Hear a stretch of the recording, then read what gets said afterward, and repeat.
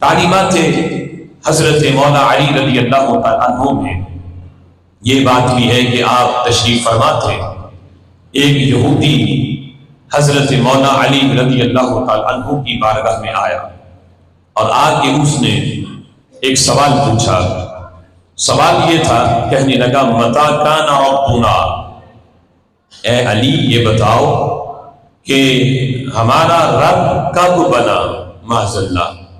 اس طرح کے سوالات اللہ کی ذات کے بارے میں پوچھنا بھی بے ادبی ہے کہ متی کان ربنا، ہمارا رب کب بنا، رب ذوالجلال کب پیدا ہوا یا کب بنا.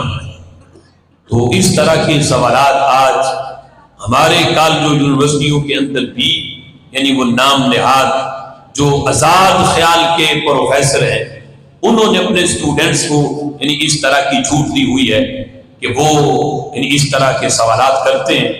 یعنی یہاں تک پوچھا جاتا ہے کہ معاذ اللہ اللہ کی عمر کتنی ہے.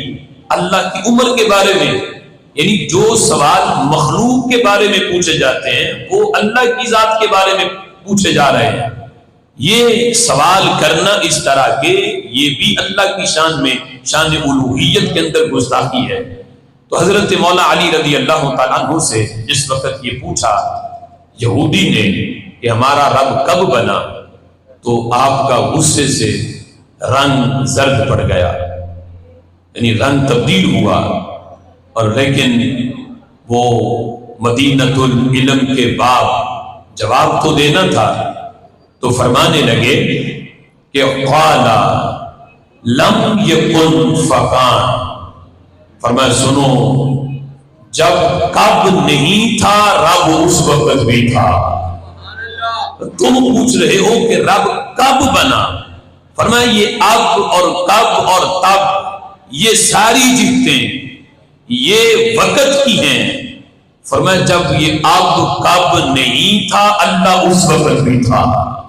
یہ کب تو آج بن رہا ہے، جب یہ نہیں تھا اللہ اس وقت بھی تھا.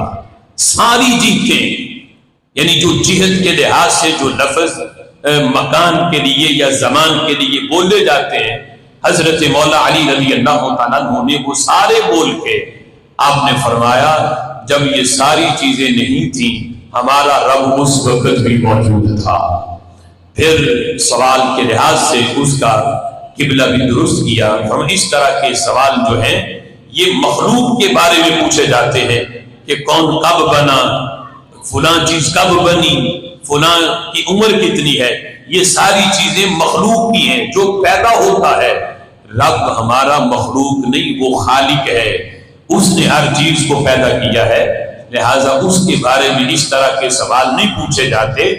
اس انداز میں جب حضرت مولا علی رضی اللہ تعالیٰ عنہ نے رب ذوالجلال کی وحدانیت اور اس کی توحید کا اور اس کا تعارف پیش کیا تو یہودی فوراً کہہ اٹھا اے علی مجھے کلمہ پڑھا کے دین اسلام کے اندر داخل فرما.